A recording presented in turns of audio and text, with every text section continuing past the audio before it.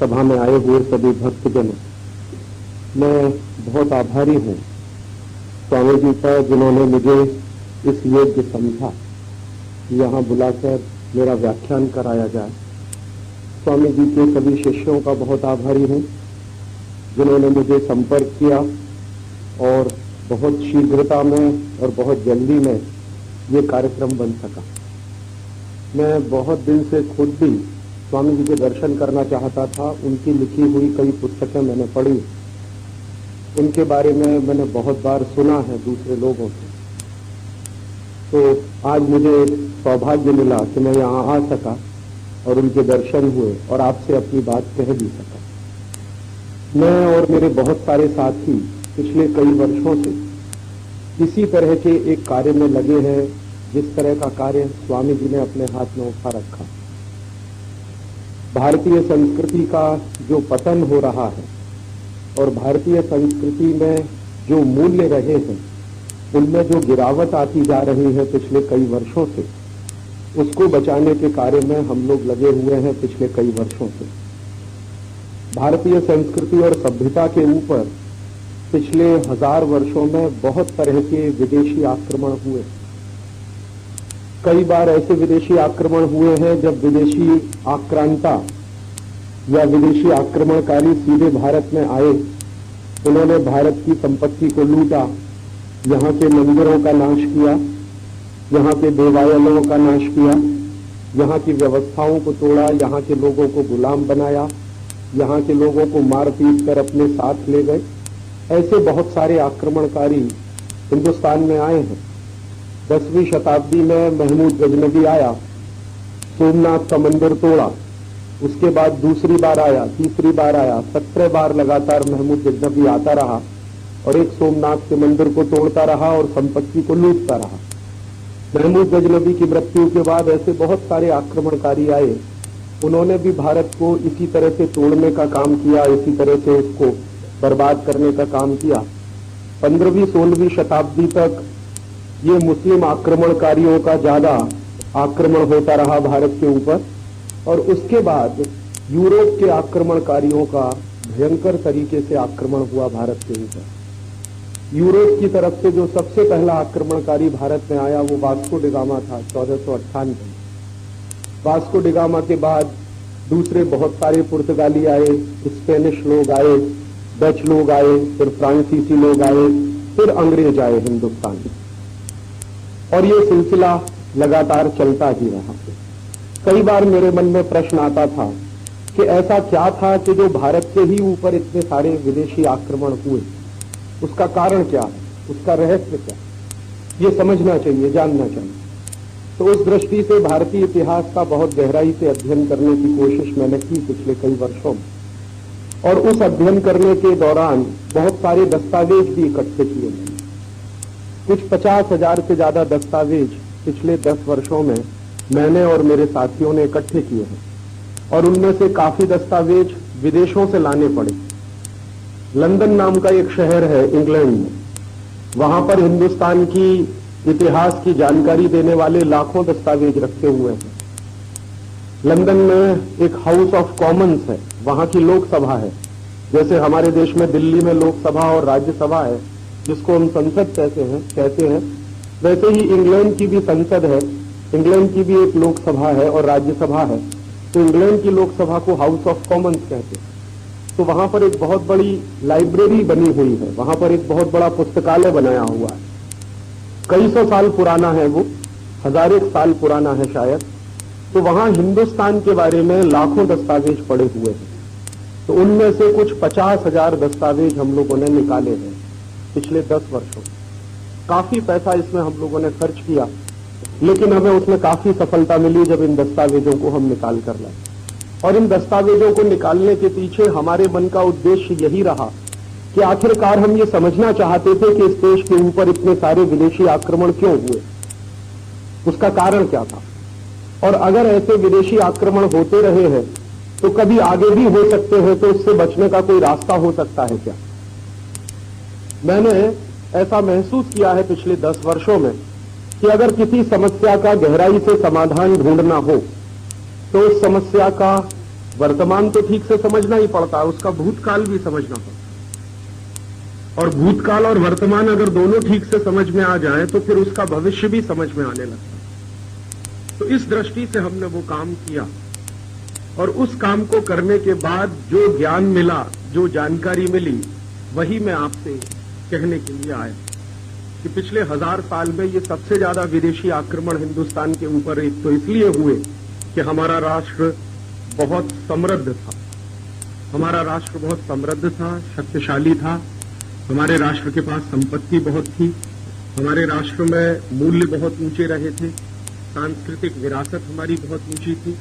तो विदेशियों को एक तो जलन होती रही हमसे, हमारी संपत्ति के ऊपर उनकी आंख लगी रही, और दूसरा विदेशियों के पास वो कुछ नहीं था जो भारत में था, तो वो उसको लूटकर अपने यहां ले जाने की कोशिश करते थे।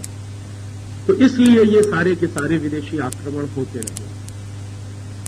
विदेशी आक्रमण 1947 में खत्म हो गए ऐसा हम सब लोग मानते हैं, क्योंकि 1947 में भारत आजाद हो गया। 10वीं 11वीं शताब्दी से जो परदेशियों ने भारत में आना शुरू किया, 1947 में 15 अगस्त को हमने मान लिया कि भारत आजाद हो गया, परदेशी आक्रमण अब भारत पर नहीं होते। लेकिन मेरी मान्यता कुछ अलग है। परदेशी आक्रमण आज भी हो रहे हैं, उनका स्वरूप बदल गया। पहले विदेशी आक्रमण सीधे सीमाओं पर होता था। कोई विदेशी आक्रांता आता था, हमारे गांवों को लूट के ले जाता था, मंदिरों को लूटता था, लोगों को मारता था, पीटता था। एक तरीका था ये। लेकिन आज तरीका बदल गया, समय बदल गया है, समय के हिसाब से तरीका बदल गया। आज भी परदेशी आक्रमण होते हैं, लेकिन वो परदेशी आक्रमण मानसिकता में होते हैं, विचार में होते हैं, सांस्कृतिक होते हैं, राजनीतिक नहीं होते, सीमाओं पर नहीं होते हैं, लेकिन आपके देश की सांस्कृतिक व्यवस्थाओं पर होते हैं। और इस समय भी वो भयंकर तरीके से चल रहे हैं। और किस तरह से चल रहे हैं? जैसे कभी अंग्रेजों ने हिंदुस्तान में गुलामी लाने के लिए ईस्ट इंडिया कंपनी को भेजा था, वैसे ही आज हिंदुस्तान में 4000 परदेशी कंपनियां फिर से काम कर रही हैं। और उन 4000 परदेशी कंपनियों का धंधा पूरे भारत में चल सके, इसके लिए भारत सरकार खुद कानून बना रही है। परदेशी कंपनियों का व्यापार बढ़ाने के लिए कानून बनाए जा रहे हैं, उनको मुनाफा हिंदुस्तान में कमाने के लिए कानून बनाए जा रहे हैं, वो मुनाफा कमा के हिंदुस्तान के बाहर ले जाएं, उसके लिए कानून बनाए जा रहे हैं। ऐसे बहुत सारे नियम कायदे कानून इस देश में बनाए जा रहे हैं। और इसी के साथ साथ जो बची हुई भारतीय संस्कृति है, उसको बर्बाद करने के लिए भी कानून बनाए जा रहे हैं। हमारे देश की काफी संस्कृति की बर्बादी तो पिछले 1000 साल में हुई है, लेकिन फिर भी भारतीय संस्कृति में कुछ ऐसे तत्व जिंदा रह गए हैं, कुछ ऐसे मूल्य जिंदा रह गए हैं जो सनातन है, जिनको मारना सबके बस की बात नहीं। लेकिन उन सनातन मूल्यों को भी हमेशा हमेशा के लिए खत्म कर दिया जाए और एक भारतीय समाज को ऐसा बना दिया जाए जो पूरी तरह से परदेशी संस्कृति आधारित हो जाए, उसकी कोशिश आज भी चल रही है। पहले जो काम कोई विदेशी आक्रमण करके करता था, अब वो काम कानून बनाकर किया जाता है। बस इतना फर्क हो गया। जैसे मान लीजिए कोई विदेशी राजा को हिंदुस्तान के करोड़ों लोगों को मारना है, तो वो आएगा और सीधे मार देगा। लेकिन आज किसी विदेशी कंपनी को हिंदुस्तान के लाखों लोगों को मारना हो, तो वो विदेशी कंपनी क्या करेगी? पहले हिंदुस्तान में कोई एक कारखाना लगाएगी, कारखाना लगाकर उसमें कोई ऐसी जहरीली गैस का उत्पादन करेगी, और एक दिन अचानक से उस जहरीली गैस का टैंकर फट जाएगा और उस जहरीली गैस के निकलने के कारण हजारों लाखों लोग मर जाएंगे। ऐसा हुआ था भोपाल में 1984 के साथ। एक अमेरिकी कंपनी आई, उसका नाम है यूनियन कार्बाइड। उसने अपना एक कारखाना चलाया, उस कारखाने में जहरीली गैस बनती थी। एक दिन उन्होंने कहा कि जहरीली गैस जिसमें रखी जाती थी वो टैंकर फट गया और उसमें हजारों लोग, 10,000 लोग एक ही रात में मर गए और 5 लाख लोग बुरी तरह से प्रभावित हुए। तो अगर कोई विदेशी राजा आता और उन 10,000 लोगों को सीधे मारता, वो एक तरीका था। उन्होंने राजा को नहीं भेजकर अपनी एक कंपनी को भेज दिया और उस कंपनी ने 10,000 लोगों को मार दिया। बात तो वही हुई ना। तो पहले सरकार ने एक कानून बना दिया, कंपनी का कारखाना चलवा दिया उस कानून के आधार पर, बाद में उस कारखाने में घोटाला हो गया, टैंकर फट गया और उसके बाद 1000 लोग 10,000 लोग मर गए। तो ये तरीके बदल गए हैं। मारना पहले भी था, आज भी वो मारते। तो इस तरह के तरीकों को अगर हम समझ सकेंगे कि ये हो क्या रहा है हमारे देश में, तो शायद भविष्य में इनसे बाहर निकलने का रास्ता भी खोज सकें। तो मेरी अपनी ऐसी मान्यता है, पिछले 10 वर्षों में जो समझ बनी है मेरी, कि अब जो कुछ होता है वो कानून बनाकर होता है। जैसे पहले आपकी कोई जेब काटेगा तो आप कहेंगे मेरी जेब कट रही है। अब सरकार आपकी जेब काटने का कानून बना देगी और तब आपकी जेब काटी जाएगी। तब आप ये नहीं कहेंगे कि जेब कट रही है, सरकार ये कहेगी हम तो कानून का पालन कर रहे हैं, अब उसमें आपकी जेब कट रही है तो कट जाए। थोड़ी देर पहले जो भाई जी बोल रहे थे, एक मैं अंदर से सुन रहा था कि भारत सरकार ने गर्भपात के लिए कानून बना दिया। तो एक तरह के लीगलिटी मिल गई ना। अब बिना पैदा हुए बच्चे को आप आसानी से मार सकते हैं क्योंकि उसका कानून बन गया। पहले कानून नहीं था तो उसको मारने में बहुत सामाजिक प्रश्न खड़े होते थे, अब नहीं है वो सामाजिक प्रश्न। अब तो सरकार बड़े आराम से कहती है कि एमटीपी एक्ट है, मेडिकल टर्मिनेशन फॉर प्रेगनेंसी, एक एक्ट बना दिया है। उस एक्ट के तहत हजारों लोग गर्भपात कराते हैं। सरकार कहती है कि हम तो कानून का पालन करते हैं। यही हो गया ना, सीधे आप उसको मारेंगे अगर किसी बच्चे को तब तो वो हत्या हो जाएगी, लेकिन एमटीपी के एक्ट के तहत जब आप उसको मारेंगे तो सिर्फ गर्भपात रहेगा, हत्या नहीं मानते उसको। क्योंकि अगर उसको हत्या मानना शुरू कर दे तो फांसी की सजा हो जाएगी उसमें। तो जितने डॉक्टर ये एमटीपी कर रहे हैं ये सब फांसी के फंदे पर लटकाए जाएंगे। लेकिन सरकार ने क्या किया कि उसको कानून बना दिया तो बहुत सारे लोगों का उससे मुंह बंद हो। अगर बिना कानून बनाए ये खेल चलता तो शायद इसमें हंगामा बहुत हो जाता पूरे देश में, लेकिन अब वो कानून बनाकर चलाते हैं तो व्यवस्था तो वैसी ही चलती है जैसे कभी अंग्रेजों के जमाने में चलती आज भी। तो मैं यही आपसे कहना चाहता हूं कि ये भारतीय संस्कृति के जो जिंदा मूल्य है उन्हीं को नष्ट करने की लगातार साजिश पिछले कई वर्षों से चल रही है। भारतीय संस्कृति का जो सबसे गहरा मूल्य मेरे समझ में आया है पिछले 10 वर्षों में वो अहिंसा का और बहुत सनातन है। और बहुत सनातन है, क्यों सनातन है? मैंने मेरे बचपन से सीखा इसको। मेरी मां को मैंने कई बार देखा जब वो झाड़ू लगाती थी घर की सफाई करने के लिए, तो वो इसका ध्यान रखती थी कि कोई चींटी झाड़ू के नीचे ना आ जाए। एक बार मेरी मां को मैंने कहा कि तुम ऐसा क्यों करती हो, चींटी अगर मर जाती है तो क्या फर्क पड़ता? तो उसने कहा पाप लगता। मैंने फिर मेरी मां से इससे ज्यादा पूछने की कोशिश की कि ये पाप क्या होता है, पुण्य क्या होता है। तो उसकी जितनी समझ थी उसने मुझे बताया, लेकिन आज मेरी समझ जो बनी है तो कुछ इस तरह की है कि चींटी को हम इसलिए नहीं मारते कि पाप लगता है, उससे भी गहरी एक दूसरी बात है। हम सब हिंदू लोग पुनर्जन्म में विश्वास करते हैं। मैंने हिंदुस्तान पूरा देखा और हिंदुस्तान में रहने वाले जो भी लोग हैं जो भारतीय संस्कृति को मानते हैं, जो सनातनता में विश्वास करते हैं, मैंने उनसे एक ही बात पूछी है कि आप मुझे कोई एक ऐसा मूल्य बताओ जो कहीं विदेश में माना नहीं जाता। तो जो पढ़े लिखे लोग हैं जो समझते हैं विदेश को और भारत को, वो कहते हैं कि राजीव भाई पुनर्जन्म किसी दूसरे देश में नहीं माना जाता। अमेरिका में और यूरोप में पुनर्जन्म नहीं मानते, माने ये क्रिश्चियनिटी और इस्लाम में पुनर्जन्म की कल्पना नहीं है। ये जो क्रिश्चियन धर्म है और ये जो इस्लाम धर्म है, इन दोनों धर्मों में पुनर्जन्म की कोई कल्पना नहीं है। दुनिया में एक ही धर्म है, हिंदू धर्म, जिसमें पुनर्जन्म की कल्पना, और एक जन्म की नहीं, करोड़ों जन्म की कल्पना। तो हम चूंकि पुनर्जन्म की कल्पना में विश्वास करते हैं, इसका अर्थ क्या हुआ? इसका अर्थ यह हुआ कि हमें मालूम है कि आज हम मनुष्य हैं, कल चींटी भी हो सकते हैं, परसों बिल्ली भी हो सकते हैं, सांप भी हो सकते हैं, केचुआ भी हो सकते हैं, कुछ भी हो सकते हैं। ईश्वर ने हमको ये मनुष्य जन्म दिया, हमारा सद्भाग्य। लेकिन योनियां तो बहुत सारी हैं, करोड़ों योनियां हैं, हमें उनमें से किसी दूसरे में भी जन्म मिल सकता है। तो हो सकता है पुनर्जन्म में हम कभी चींटी रहे हो, या अगले जन्म में हम चींटी हो जाए। तो अभी हमने अगर चींटी को मारा तो अपने किसी भाईबंध को ही तो मार दिया। वो किसी जन्म में मनुष्य भी हो सकती थी ना। आज वो चींटी है, कभी किसी जन्म में मनुष्य हो सकती थी। या आज वो चींटी है, अगले जन्म में वो कुछ और हो जाएगी। आज हम मनुष्य हैं, अगले जन्म में हम चींटी हो जाएंगे। इसका माने चींटी का हमारा कुछ नजदीकी रिश्ता है और वो पुनर्जन्म से जुड़ता। तो इसलिए हमने मान लिया कि चींटी को नहीं मारना, उससे हिंसा हो जाएगी, पाप हो जाएगा। और वो पाप क्या हो जाएगा कि हमने अपनी ही जैसी आत्मा की हिंसा करी। और हम तो ये मानने वाले हैं ना कि चींटी में भी आत्मा है, हमने भी आत्मा है। आत्मा दोनों की बराबर जैसी है, शरीर दोनों का अलग हो सकता है।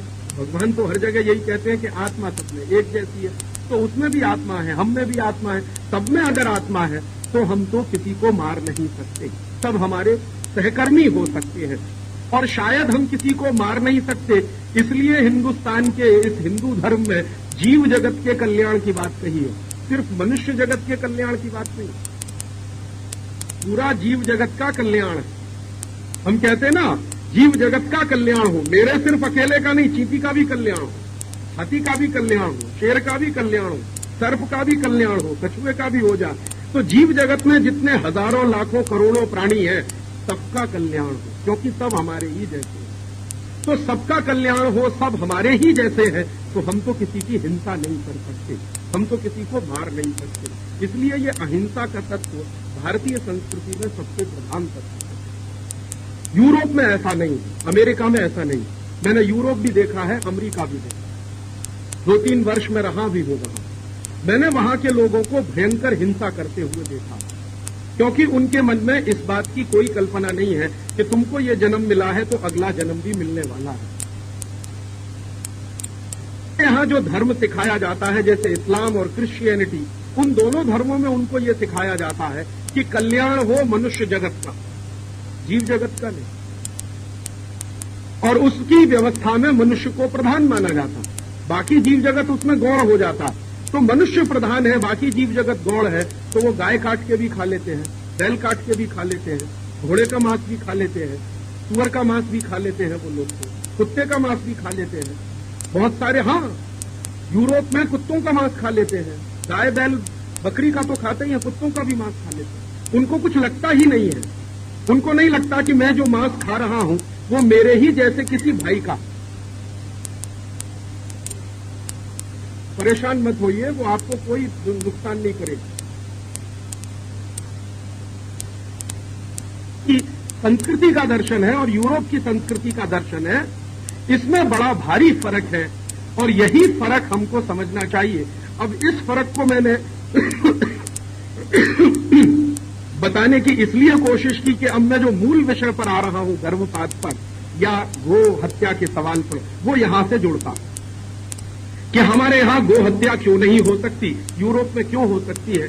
क्योंकि हमने तो माना है कि गाय में भी आत्मा है, हम में भी आत्मा है, इसलिए तो हम उसको मार नहीं सकते। यूरोप ने तो माना ही नहीं है कि जानवरों में भी आत्मा होती है। वो तो कहते हैं जानवर तो ये सब हमारे लिए होते हैं, मनुष्य इनको काटकर भी खा सकता है, मनुष्य इनसे काम भी ले सकता है। तो इस्लाम ने ये सिखाया, ईसाइयत ने ये सिखाया, हमारे हिंदू धर्म ने हमको कुछ दूसरी बात सिखाई। जैसी बात उनको सिखाई गई वैसा उन्होंने आचरण करना शुरू कर दिया और उस आचरण के तहत लाखों लाखों गाय मारकर कत्ल किया जाता है। हॉलैंड में गाय का मांस खाया जाता है, ब्रिटेन में भी गाय का मांस खाया जाता है। और उन लोगों ने जो गाय का मांस खाने की लत डाली है, उस लत को पूरा करने के लिए फिर गाय का उत्पादन भी किया जाता है, उसी तरह से जैसे गेहूं का उत्पादन किया जाता है। तो उनको गाय ऐसी चाहिए जिसमें मांस ज्यादा हो, क्योंकि खाना है ना उसको, तो बड़ी गाय बनाना शुरू कर दिया। देखते हैं ना आप, डच गाय आपने देखी होंगी, ब्रिटेन की गाय देखी होंगी, या होलिस्टियन गाय की जो आप कल्पना करते हैं, वो हमारी गऊ जैसी तो नहीं है ना, उससे बहुत अलग है। तो इसलिए उसको इतना बड़ा किया बायोटेक्नोलॉजी का इस्तेमाल करके कि ज्यादा मांस पैदा हो जाए, क्योंकि वो खाना है ना उसको, हम तो नहीं कर सकते ना, हमारे लिए तो वो पूज्य है, तो हमारे लिए उसके मांस का तो कोई महत्व ही नहीं है। तो ये चिंतन में नहीं आया हमारे, उनके चिंतन में लगातार यही आता है। और फिर दुर्भाग्य हम सबका क्या हुआ कि जो गाय का मांस खाने वाले हैं वो हिंदुस्तान में आ गए 16वीं-17वीं शताब्दी में। डच लोग हिंदुस्तान में आ गए, पुर्तगाली हिंदुस्तान में आ गए, स्पेनिश लोग हिंदुस्तान में आ गए, अंग्रेज हिंदुस्तान में आ गए। तो वो जो कुछ विकृति उनके समाज में थी उसको साथ लेकर आए। और 1760 में जब अंग्रेजों की सरकार चलना शुरू हुई भारत में, तो उन्होंने अपने पेट की क्षुधा पूर्ति करने के लिए गाय का कत्ल करवाने का आदेश दे दिया। 1760 में हिंदुस्तान में पहला कत्ल कारखाना खुला बंगाल में, कलकत्ता। जब रॉबर्ट क्लाइव बंगाल का नवाब बना, उसने पहला गो मांस पैदा करने के लिए कत्ल कारखाना खोला। तो फिर गाय कटना शुरू हुई। धीरे धीरे गाय कटते कटते अंग्रेजों का पेट भरते भरते गाय की संख्या कम होने लगी। बाद में अंग्रेजों को यह भी समझ में आने लगा कि हिंदुस्तान में ये गाय का कत्ल करने से दो फायदे होते हैं। एक तो हमको मांस मिल जाता है खाने, दूसरा हिंदुस्तान की संस्कृति का भी सत्यानाश होता है। तो अंग्रेजों को तो हमारी संस्कृति का ही सत्यानाश करना था, गुलामी तो लानी ही थी, हमारी संस्कृति का भी सत्यानाश करना था। तो उस संस्कृति के सत्यानाश के लिए फिर उन्होंने गाय का कत्ल कटवाना और तेज किया। तीसरी बात उनको एक दिन और समझ में आ गई कि गाय हिंदुस्तान के पूरे कृषि अर्थव्यवस्था का केंद्र है। तो अगर हिंदुस्तान की कृषि अर्थव्यवस्था को खत्म करना हो तो गाय को खत्म कर दो। तो फिर तीसरी बात यह भी समझ में आई। तो फिर अंग्रेजों ने बड़े बड़े मैकेनाइज्ड स्लॉटर हाउसेज खोलना शुरू कर दिया और अंग्रेजों के जमाने में कुल 300 कत्ल कारखाने हिंदुस्तान में खोले गए, जहां हजारों गायों का कत्ल होता रहा। उनका मांस इंग्लैंड में जाता रहा। अंग्रेजों की फौज जो हिंदुस्तान में रहती थी वो भी उसी मांस को खाती रही। अंग्रेजों के समय में 1760 से लेकर 1947 तक के कुछ दस्तावेज मेरे पास हैं। गो हत्या जो अंग्रेजों ने की है हिंदुस्तान में, उसके बारे में कुछ 500 दस्तावेज मेरे पास है, 500, जो ब्रिटिश पार्लियामेंट से मैंने निकाले। उन दस्तावेजों को मैंने एक दिन सब साथ में रखकर एक जोड़ निकाला कि अंग्रेजों ने कुल कितनी गाय का कत्ल किया। तो 1760 से लेकर 1947 तक 48 करोड़ गोवंश का कत्ल किया।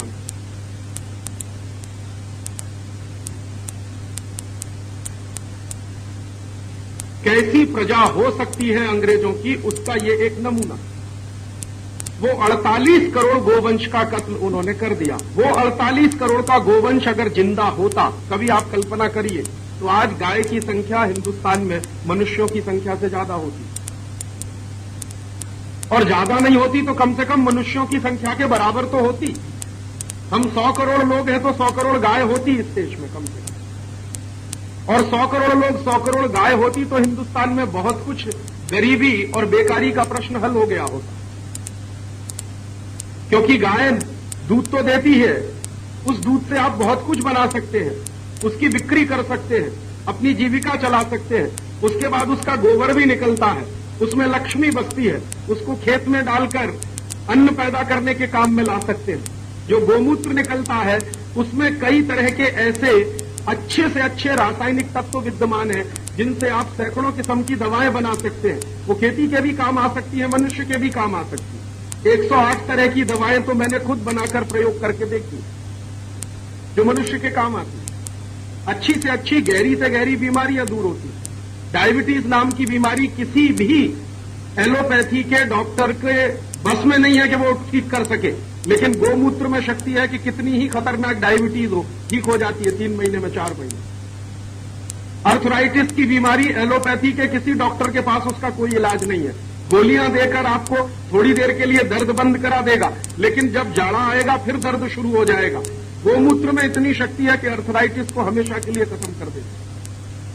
ऐसी जो सबसे खतरनाक बीमारियां मानी जाती हैं जिनका इलाज एलोपैथी में भी नहीं है, वो गोमूत्र में है। तो गाय तो सब तरह का आर्थिक व्यवस्थापन चलाने का केंद्र बिंदु रहा है इस देश में हजारों साल से, सनातन वर्ष से।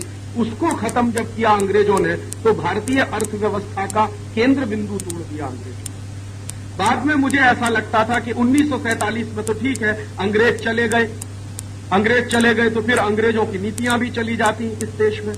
महात्मा गांधी कहते ही थे कि अंग्रेज चले जाएंगे तो शायद अंग्रेजियत भी चली जाएगी इस देश में, लेकिन ऐसा नहीं हुआ, उल्टा हो। अंग्रेज तो चले गए लेकिन अपनी औलादें छोड़कर गए, और अंग्रेजों की औलादों ने ही शासन किया पिछले 50 साल। ये जो शासन करने वाले लोग हैं इनको मैं अंग्रेजों की औलाद कहता हूं, ये काले अंग्रेज। आप पूछोगे क्यों कहते हो राजीव भाई आप इनको? मैं इसलिए कहता हूं कि अंग्रेज जब हिंदुस्तान छोड़कर गए थे तो 300 कत्ल कारखाने थे। ये अंग्रेजों की औलादों के शासन में 36,000 कत्ल कारखाने हुए।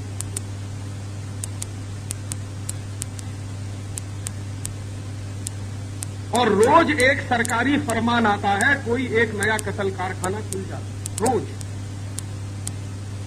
पिछले 50 साल में आजादी के बाद 300 से बढ़कर कत्ल कारखानों की संख्या 36,000 हो गई और उनमें करीब 3,500 कत्ल कारखाने तो इतने बड़े हैं जहां एक एक दिन में 5,000 से लेकर 10,000 पशु कटते हैं एक। तो करोड़ों गोवंश का सत्यानाश तो अंग्रेजों की सरकार ने किया, अब उससे ज्यादा करोड़ों करोड़ों का सत्यानाश भारत की सरकारें करती। और कभी कभी मैं इन नेताओं से मिलता हूं और पूछता हूं कि तुम सबकी बुद्धि भ्रष्ट हुई है क्या? तो वो एक ही जवाब देते हैं कि राजीव भाई हम क्या करें, हमको तो विदेशी पूंजी चाहिए, डॉलर चाहिए। और डॉलर इस देश में अभी भगवान हो गया। जिस देश में पूंजी को तुच्छ माना जाता था, माया माना जाता था और माया को दूर रखना चाहिए, माया में फंसना नहीं चाहिए, आज हमारी पूरी सरकार उसी माया में फंसी हुई है। डॉलर लाओ, डॉलर लाओ, डॉलर लाओ। हिंदुस्तान में पिछले 50 साल में श्रीमान लाल बहादुर शास्त्री को छोड़कर जितनी सरकारें बनी है वो सब डॉलर लाओ अभियान चलाने वाली सरकारें। तो डॉलर कैसे आएगा? तो उसका उन्होंने एक रास्ता खोज रखा है कि ज्यादा से ज्यादा मांस का हम निर्यात करें तो डॉलर आएगा। तो लाखों टन मांस का निर्यात करने के लिए हजारों कत्ल कारखाने खोल रखते हैं। तो गोवंश का भी कत्ल कराते हैं उसमें और बाकी जीव जंतुओं का भी कत्ल कराते हैं। अलग अलग देशों में मांस का निर्यात किया जाता है। ये मुस्लिम देश है जिनको अरब देश बोलते हैं, वहां लाखों टन मांस का निर्यात होता है। यूरोप के देशों में हर साल लाखों टन मांस का निर्यात होता है। अलग अलग देशों की जरूरत के हिसाब से सरकार निर्यात करती है। और भारत सरकार ने इस साल एक नई योजना फिर सबके सामने रखी है कि अभी तक हिंदुस्तान में करीब 1 लाख टन मांस का निर्यात करने की बात चलती थी, अब वो कहते हैं कि हम 2 साल में इसको 1.5 लाख टन करेंगे। माने मांस का निर्यात हम बढ़ाते चले जाएंगे ताकि हिंदुस्तान के पशु जगत की हत्या होती चली। इन छोटी बुद्धि के नेताओं को ये नहीं समझ में आता कि ये पशु जिंदा नहीं रहेंगे तो हम जिंदा नहीं। बिना पशु के आदमी का जीवन संभव नहीं, कम से कम भारतीय समाज में तो संभव नहीं। लेकिन अब क्या करें, अंग्रेजों का जो बीज था वो इन नेताओं में पड़ गया और उसी अंग्रेजों की नीति पर आज इस देश के नेता चल रहे। ये सबसे बड़ी दुखद बात है कि अंग्रेजों की सरकार के चले जाने के बाद भी हिंदुस्तान में गो हत्या रोकने के लिए हमें आंदोलन चलाना पड़ा। अंग्रेज थे, गो हत्या होती थी, तब आंदोलन चलता था, बात समझ में आती थी कि वो परदेशी थे। लेकिन अब तो हमारे ही अपने लोग हैं जो सरकार चलाते हैं और उनके राज्य में गो हत्या होती है और उसको रोकने के लिए आंदोलन चलाना पड़ता है। इससे बड़े शर्म की बात क्या होगी? तो ऐसा तंत्र उन्होंने बना रखा और ये सब कुछ कानून के आधार पर होता है। गोवंश का कत्ल भी कानून के आधार पर बना दिया है, बाकी का कत्ल भी कानून के आधार पर बना दिया। मैं बहुत बार जाता हूं देवनार कत्ल कारखाने में और वहां वैसे कानून तो यह है कि गाय का कत्ल नहीं हो सकता क्योंकि महाराष्ट्र सरकार ने ऐसा एक कानून बना रखा। लेकिन मैं देखता हूं कि गाय का कत्ल भी होता। तो उस कानून के बारे में बहुत बारीकी से मैंने अध्ययन किया तो उसमें एक लूप होल है कि जो गरीब माने जो बीमार गाय है उसका कत्ल हो सकता। उस कानून में उन्होंने सिर्फ इतना डाला है कि स्वस्थ गाय का कत्ल नहीं हो सकता। तो इसका माने बीमार गाय का तो कत्ल हो ही सकता है। अब ये कौन तय करेगा वहां बैठकर कि ये गाय बीमार है और ये स्वस्थ? तो मैं गया एक दिन देवनार कत्ल कारखाने में, मैंने पूछा कि यहाँ कौन तय करता है कि कौन सी गाय बीमार है कौन सी स्वस्थ है? तो उसने कहा साहब यहाँ एक डॉक्टर है। तो मैं उस डॉक्टर के पास गया, मैंने कहा तुम कैसे तय करते हो कि ये गाय बीमार है ये गाय स्वस्थ है? उसने कहा सच्ची बात बताऊं राजीव भाई? मैंने कहा सच्ची बात बताओ, प्रीति बात बताओ। उसने कहा मुझे भी मजबूरी में ये सब करना पड़ता है, मुझको घूस मिलती है ये बताने के लिए कि ये गाय बीमार है। तो वो घूस लेके रिश्वत लेके अच्छी खासी स्वस्थ गाय को बीमार होने का सर्टिफिकेट दे देता है तो गाय कटने के लिए चली जाती। और कैसे करते हैं वो? कई बार अगर अच्छी खासी स्वस्थ गाय अगर चेकिंग करने के लिए कोई आ जाए, इंस्पेक्शन करने के लिए आ जाए और अच्छी खासी स्वस्थ गाय खड़ी हुई है तो उसका हाथ पैर तोड़ देते हैं ताकि वो बीमार दिखने लगे। तो इंस्पेक्शन करने वाला उसको जो है सर्टिफिकेट देके चला जाता है कि ठीक है। ये यहां भी होता है और दूसरे कत्ल कारखानों में। तो मैंने थोड़ी देर पहले आपको बताया कि पहले आपको बर्बाद करने के लिए सीधे आक्रमण होता था, अब आपको बर्बाद करने के लिए सीधे आक्रमण नहीं होता, कानून बनाते हैं, फिर कानून सब काम कराता है। और जब ये गाय का कत्ल हो सकता है इस देश में इस बड़े पैमाने पर, तो फिर बच्चों का भी कत्ल हो सकता है। तो इसी के लिए ये MTPB एक्ट आ गया है, मेडिकल टर्मिनेशन फॉर प्रेगनेंसी। ये यूरोप में चलता था, medical termination for pregnancy act, Europe के देशों में, अमेरिका में भी चलता है। अमेरिका में गर्भपात करने वालों की संख्या सबसे ज्यादा पूरी दुनिया, यूरोप में, इंग्लैंड में, जर्मनी में, फ्रांस में भी सबसे ज्यादा। उसका कारण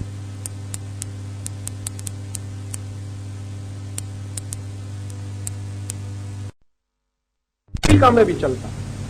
अमेरिका में गर्भपात करने वालों की संख्या सबसे ज्यादा पूरी दुनिया, यूरोप में, इंग्लैंड में, जर्मनी में, फ्रांस में भी सबसे ज्यादा। उसका कारण क्या? उसका कारण सबसे बड़ा यह है कि वहां बिना शादी के बहुत सारे बच्चे पैदा होते हैं। और बिना शादी के बच्चे पैदा क्यों होते हैं वहां पर? उसका सबसे बड़ा कारण यह है कि वहां परिवार नाम की कोई चीज नहीं। हिंदुस्तान में रहते हुए और फ्रांस में रहते हुए जो मुझे सबसे बड़ी चीज महसूस हुई, यूरोप के और भी देशों में रहते हुए मुझे जो सबसे बड़ी चीज महसूस हुई कि वहां परिवार नहीं होता है, बाकी सब होता है। वहां परिवार ही होता है, बाकी कुछ हो या ना हो।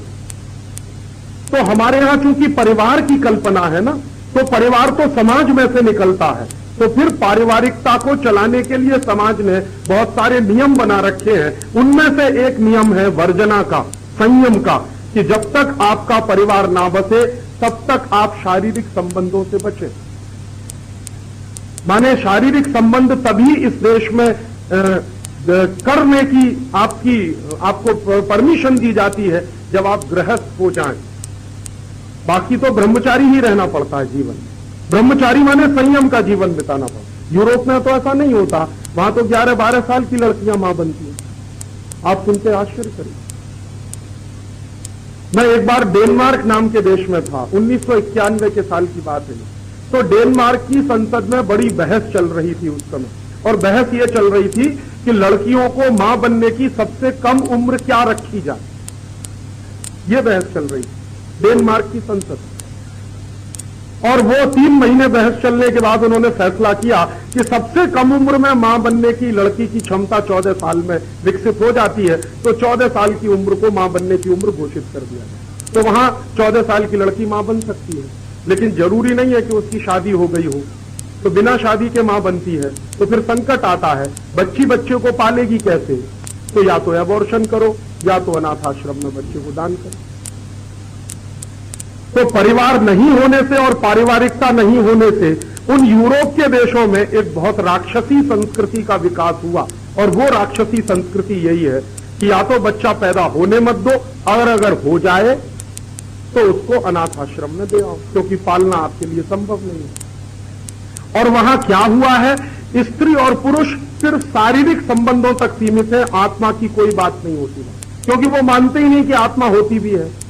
हमारे यहां पति पत्नी का मिलन आत्मिक मिलन भी माना जाता है, उनके यहां तो सिर्फ शारीरिक होता। तो सिर्फ शरीर तक सीमित हो गया है वहां का पूरा समाज। तो ये शरीर से पैदा हुई समस्याएं हैं, और उन समस्याओं का समाधान ढूंढने के लिए उन्होंने एक और गलत रास्ता अपनाया है। उसमें से एक रास्ता है ये मेडिकल टर्मिनेशन फॉर प्रेगनेंसी। ये वहां से निकला यूरोप में और बड़े पैमाने पर प्रचारित हुआ, फिर धीरे धीरे हिंदुस्तान में भी आ गया। मैंने बताया ना कि हिंदुस्तान के नेता तो अंग्रेजों की औलादे हैं, उनको क्या लगता है जो अमेरिका में होता है वो हिंदुस्तान में भी होना चाहिए। जैसे ही वहां MTP एक्ट पारित हुआ, तभी से हिंदुस्तान के नेताओं ने चर्चा करना शुरू कर दिया कि हिंदुस्तान में भी इसको पारित करो। यूरोप के देशों में जैसे ही MTP एक्ट आया, उन्होंने भी कहना शुरू कर दिया कि इसको हिंदुस्तान में भी कराओ। तो करा दिया उन्होंने हिंदुस्तान।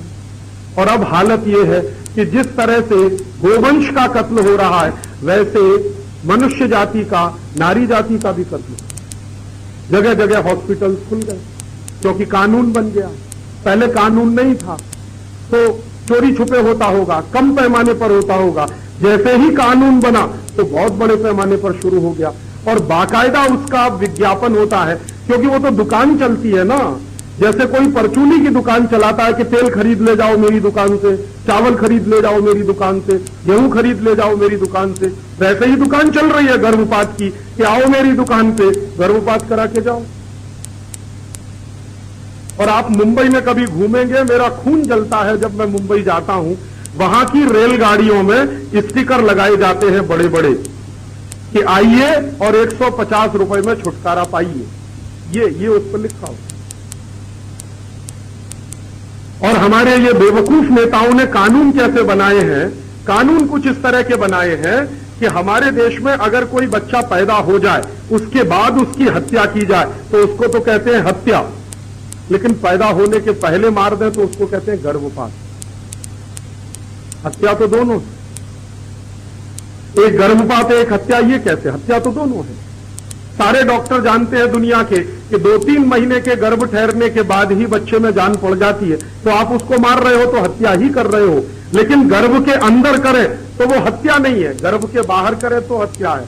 तो सारे डॉक्टर जो गर्भ के अंदर हत्या करते हैं वो हत्यारे नहीं कहलाते, वो डॉक्टर कहलाते।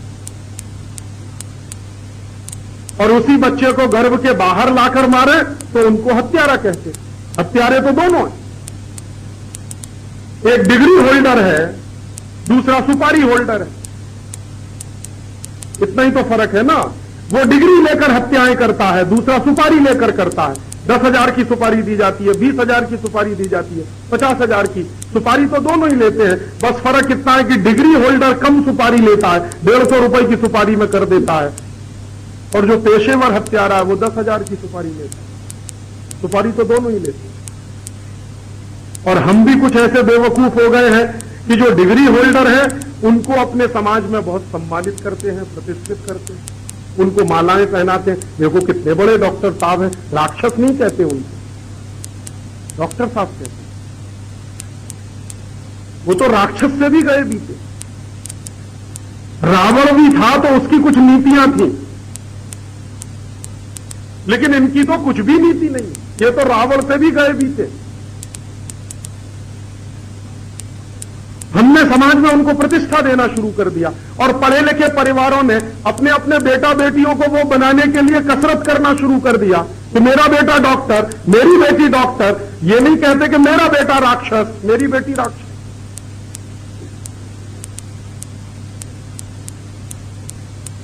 और शादी ब्याह होगा तो पहली चॉइस है डॉक्टर मिले तो राक्षस ले आओ घर में। यही व्यवस्था चली ना, तो वो जो अंग्रेजों का बीज है हमारे भी दिमाग में घुस गया थोड़ा बहुत, और ये पढ़े लिखे हिंदुस्तानी के दिमाग में बहुत घुस गया। तो इससे उसकी प्रतिष्ठा बनती चली गई है, प्रतिष्ठा बनती चली गई है तो समाज उस पर उंगली नहीं उठाता। और एक ऐसा बड़ा भारी किचन बन चुका है, एक ऐसा बड़ा भारी षड्यंत्र जैसा बन चुका है कि हिंदुस्तान में ये एक बड़े पैमाने पर चलाओ, दो बड़े, और इन दोनों चीजों को कराने से गो हत्या होती रहे, जीव हत्या होती रहे, बच्चों की हत्या होती रहे, माने क्या है, हिंसा बढ़ती रहे। और जितनी जितनी हिंसा बढ़ती जाएगी तो उतनी उतनी अहिंसा के सिद्धांत से हम दूरी बनाते चले जाएंगे। और एक दिन अगर अहिंसा का सिद्धांत ही हमने छोड़ दिया तो भारतीय संस्कृति का तो सत्यानाश हो ही गया। फिर इस्लामी संस्कृति और भारतीय संस्कृति में क्या फर्क है? फिर इस्लामी के साथ साथ क्रिश्चियन संस्कृति और भारतीय संस्कृति में क्या फर्क? यही तो फर्क है जो सबसे बड़ा है कि हम अहिंसा में मानते हैं, वो हिंसा में मानते हैं। हम जीव जगत के कल्याण की बात करते हैं, वो सिर्फ मनुष्य जगत के कल्याण की बात करते हैं। तो षड्यंत्र क्या है? षड्यंत्र ये है कि इस भारतीय संस्कृति का सत्यानाश करो, इसका खात्मा करो। और ये षड्यंत्र 1000 साल से चल रहा है। महमूद गजनवी ने एक तरीके से चलाया, अंग्रेजों ने इसको दूसरे तरीके से चलाया, और अब हमारी सरकार इसको एक तीसरे तरीके से चलाए। और अगर हमको यह समझ में आ जाए कि यह षड्यंत्र किन किन तरीकों से चलाया जा रहा है, तब इससे लड़ने की बात भी समझ में आने लगी। तो सबसे बड़ी बात जो समझ में आ रही है कि यह भारतीय संस्कृति को बर्बाद करने के लिए किया जाने वाला षड्यंत्र है। उनका इंटरेस्ट क्या है भारतीय संस्कृति को बर्बाद करने का? वो चाहते हैं कि पूरी दुनिया ईसाई हो जाए। अभी 2 साल पहले पोप ने एक भाषण दिया था श्रीलंका में, तो उसमें उसने कहा कि 21वीं शताब्दी में हमारा सपना है कि सारी दुनिया में ईसाइयत का झंडा फहराया जाए। ये उनका सपना।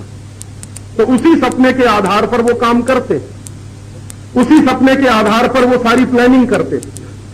तो अगर उनकी ये कल्पना है और उनका सपना है कि पूरी दुनिया में ईसाइयत का झंडा फहराया जाए, तो इसका माने बिल्कुल स्पष्ट है कि ईसाइयत के अलावा दूसरी कोई संस्कृति बचे नहीं पूरी दुनिया में। और अगर है दूसरी संस्कृतियां तो उनको नाश करो, उनका सत्यानाश करो। तो उसके लिए तरह तरह के तरीके अपनाओ। उनमें से ये कुछ तरीके अपनाए जा रहे हैं। ये गो हत्या नहीं हो रही है, भारतीय संस्कृति की हत्या हो रही है। शिशु हत्या नहीं हो रही है, भारतीय संस्कृति की हत्या हो रही है। तब अब हमको ये करना पड़ेगा, समझना पड़ेगा कि अब इससे बचने का उपाय क्या, इससे बाहर निकलने का उपाय क्या। मैंने आपको बताया कि ये जितने काम हो रहे हैं सब कानून बनाकर हो रहे हैं, तो हमको पूरी ताकत लगानी पड़ेगी इन कानूनों को बदलवाने के लिए। मान लीजिए एमटीपी एक्ट बना है तो ये रद्द होना चाहिए, हमें इसकी कोई जरूरत नहीं, भारतीय समाज में इसकी कोई जरूरत नहीं। और हम हमारे नौजवानों को समझा लेंगे कि वो संयम से रहेंगे, जरूरत ही नहीं पड़ेगी किसी को मेडिकल टर्मिनेशन कराने की। नौजवान हमारा संयम से रहना सीख जाएगा तो जरूरत क्या पड़ेगी हमको गर्भपात कराने की। इसलिए हमको कानून की जरूरत नहीं है। ये कानून की जरूरत यूरोप के लोगों को है, अमेरिका के लोगों को है, तो उनको बनाने दो। जरूरी नहीं है कि हम जो वो करेंगे हम वही करेंगे, हम तो उनके नकलची बंदर नहीं बनने वाले। तो हमको इस कानून की जरूरत नहीं, ये बात हमको कहनी पड़ेगी। और जहां भी बड़ी ताकत के साथ हम ये बात कहने की कोशिश कर सकेंगे तो शायद इसमें से बचकर निकलने का रास्ता निकलेगा। मैं ये काम करने जा रहा हूं 2-3 महीने के बाद। मैं सुप्रीम कोर्ट में एक बहुत बड़ा मुकदमा करने जा रहा हूं भारत सरकार के खिलाफ।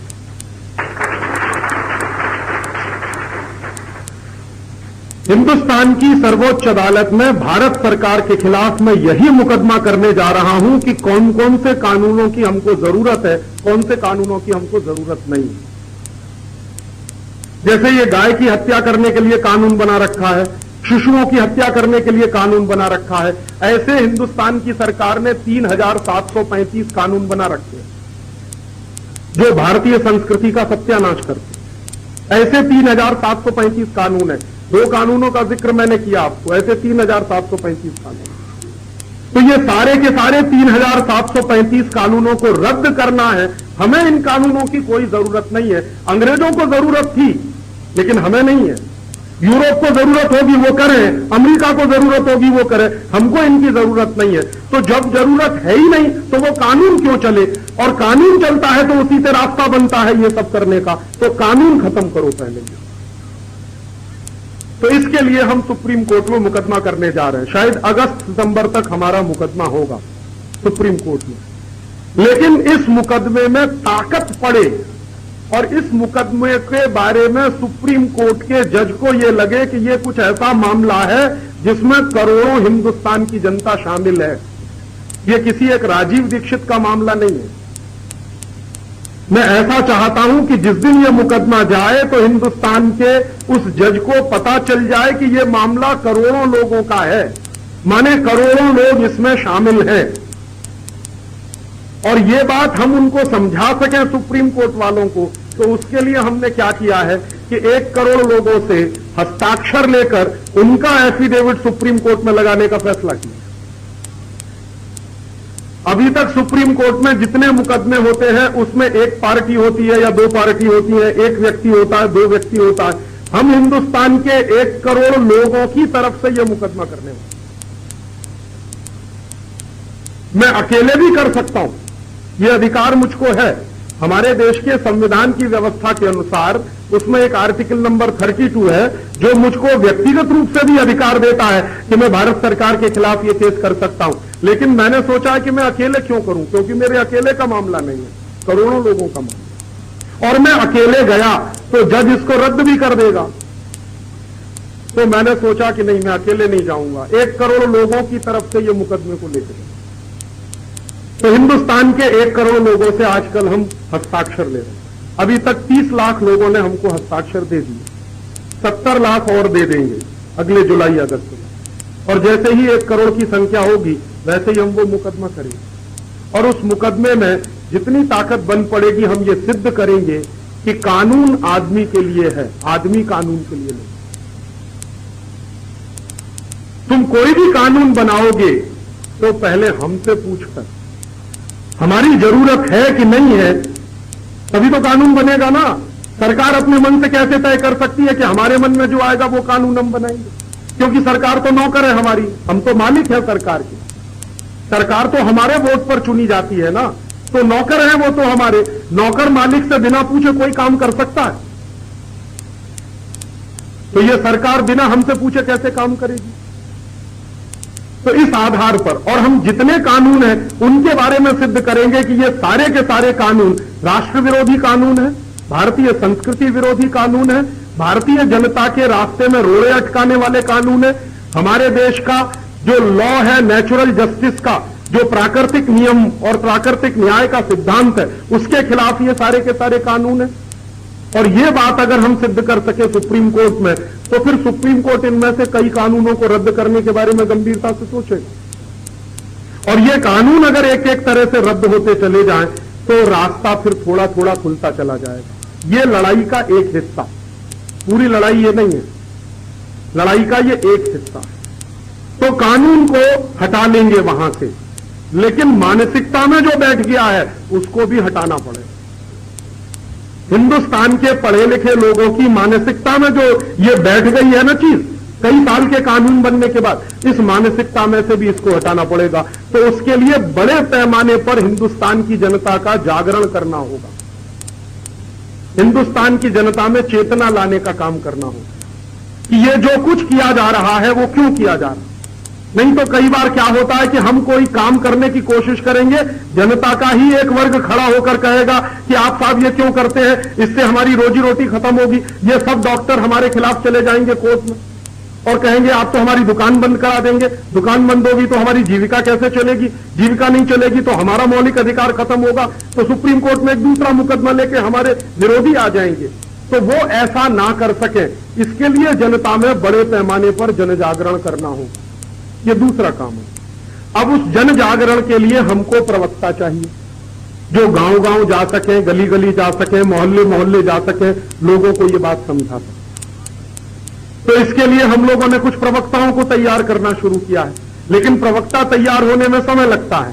तो मैंने उसके लिए एक दूसरा रास्ता अपनाया, मैंने कुछ कैसेट बनाई है और वो कैसेट का लाखों की संख्या में प्रचार हो रहा है पूरे देश में, जन जागरण की स्थिति। और वो कैसेट का लाखों की संख्या के बाद करोड़ों की संख्या में जब प्रचार होना शुरू होगा, मैं मानता हूं कि हिंदुस्तान में 100 करोड़ लोग रहते, तो 100 करोड़ लोगों में से अगर 10 करोड़ लोगों ने वो बात सुन लिया, तो कम से कम वो और 10-10 को सुना देंगे, बता देंगे। अगर एक व्यक्ति ने सुना तो वो कम से कम 10 व्यक्ति को बताएगा। तो मान लीजिए 10 करोड़ कैसेट पूरे देश में फैल गई, तो हिंदुस्तान के 100 करोड़ लोगों के कान तक ये बात पहुंच जाएगी कि हम क्या करने वाले हैं या हम क्या करना चाहते हैं। तो उसमें से क्या होगा कि हमारे विरोधियों की संख्या कुछ कम हो जाएगी, और हमारे विरोधियों की संख्या कम हो जाएगी तो हमारे रास्ते की अड़चनें कुछ कम हो जाएंगी। ये लड़ाई का दूसरा हिस्सा। और एक लड़ाई का फिर तीसरा हिस्सा है कि एक बार ये कानून रद्द हुए और एक बार जनता में चेतना निर्माण हुई, तो तीसरी ताकत हमें इस बात के लिए लगानी पड़ेगी कि भविष्य में कोई इस तरह का कानून ना बनने पाए। माने भविष्य में कोई भी सरकार ऐसी कोशिश ना करे कि इस तरह का कोई कानून दोबारा से बन सके। माने तब क्या होगा, समाज की शक्ति को, धर्म की शक्ति को, माने धर्म की सत्ता को, समाज की सत्ता को राज्य की सत्ता से ऊपर ले जाना पड़ेगा। माने राज्य सत्ता पर कंट्रोल या तो समाज सत्ता करेगी या तो धर्म सत्ता करेगी।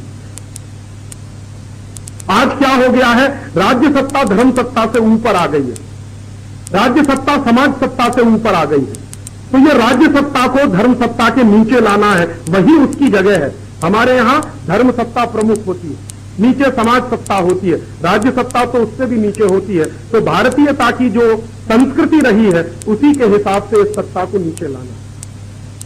तो अब आपसे एक आखिरी निवेदन, क्योंकि मेरा समय पूरा हो गया, कि आप पूछेंगे हम इसमें क्या कर सके।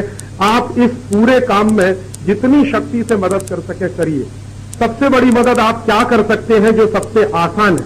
मैंने कहा कि हमको हिंदुस्तान के करोड़ों लोगों तक ये संदेश पहुंचाना, तो करोड़ों लोगों तक संदेश पहुंचाने के लिए एक राजीव दीक्षित काफी नहीं, ऐसे हमको 1000 राजीव दीक्षित बनाने। तो उनको बनाने की प्रक्रिया चल रही है। ऐसे मैंने अभी तक 18 प्रवक्ता बनाए मेरे जैसे, वो पूरे देश में घूम रहे हैं। गांव-गांव घूम रहे हैं, प्रचार कर रहे हैं। धीरे धीरे उनकी संख्या और बढ़ रही है। तमिल में, तेलुगु में, कन्नड़ में, मलयालम में, दक्षिण की सारी भाषाओं में बात करने वाले प्रवक्ता तैयार हो गए। उत्तर की भाषा में बात करने वाले, पश्चिम भारत की भाषा में, गुजराती में, मराठी में बात करने वाले प्रवक्ता तैयार हो रहे हैं। तो एक तो प्रवक्ता तैयार करने, तो आप में से कभी भी किसी को लगे जो थोड़ा भी अच्छा बोलना जानता हो, जो बोल सकता हो किसी भी बात को अच्छे तरीके से, तो आप जरूर हमसे संपर्क करिए। तो हम क्या करते हैं, वक्ता बनाने के लिए शिविर लगाते हैं। हर साल में हम 3-4 ऐसे शिविर लगाते हैं, 15-15 दिन के। तो इस बात को प्रभावशाली तरीके से जनता को कैसे समझाया, तो एक तो आप इसमें मदद करिए। आपके आजू बाजू कोई अच्छा वक्ता मिल जाए, अच्छा प्रवक्ता मिल जाए, उसको आप हमारे साथ तक मिला दीजिए, हमसे संपर्क करा दीजिए।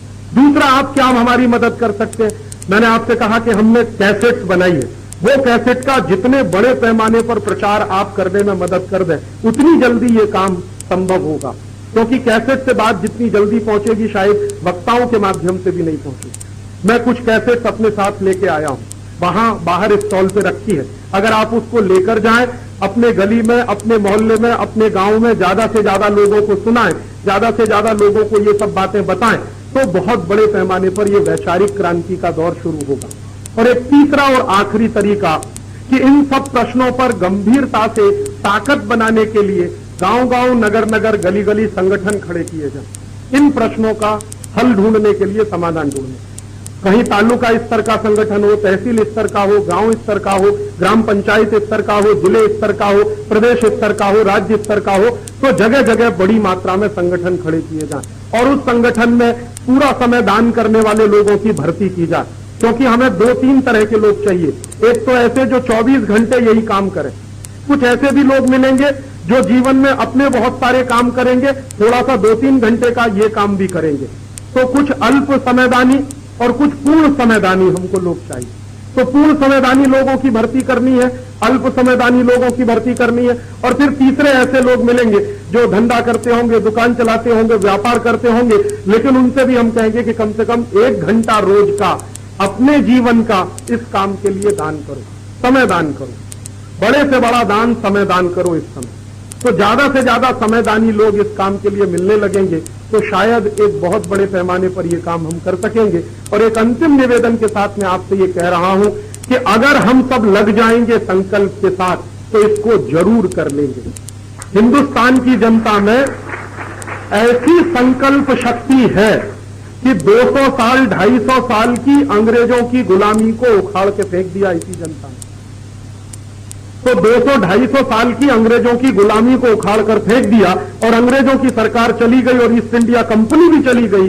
तो आज की ये जो गुलामी है, इसको भी उखाड़ के फेंका जा सकता है। और मेरी ऐसी मान्यता है कि भारतीय समाज और भारतीय जमीन, भारतीय धरती या भूमि कभी वीर विहीन नहीं रही। जब जरूरत पड़ी है तो भगवान कृष्ण आते ही रहे हैं, जब जरूरत पड़ी है तो वीर लोग पैदा होते ही रहे हैं। माहौल बनेगा पूरे देश में तो फिर इसमें से क्रांतिकारी निकलेंगे, और वो क्रांतिकारी इस देश में वो सब कर देंगे जो अधूरा किया हुआ काम है या अधूरा पड़ा हुआ काम। तो मुझे 200% आत्मविश्वास है कि ये काम हम करके रहेंगे। हो सकता है थोड़ा समय लग जाए, क्योंकि भारतीय समाज बहुत बड़ा समाज है और हमारी न्याय की पद्धति भी अंग्रेजों द्वारा बनाई हुई है, जिसमें जल्दी न्याय नहीं मिलता, सालों साल लग जाते हैं, मामला ऐसे ही चलता रहता है। लेकिन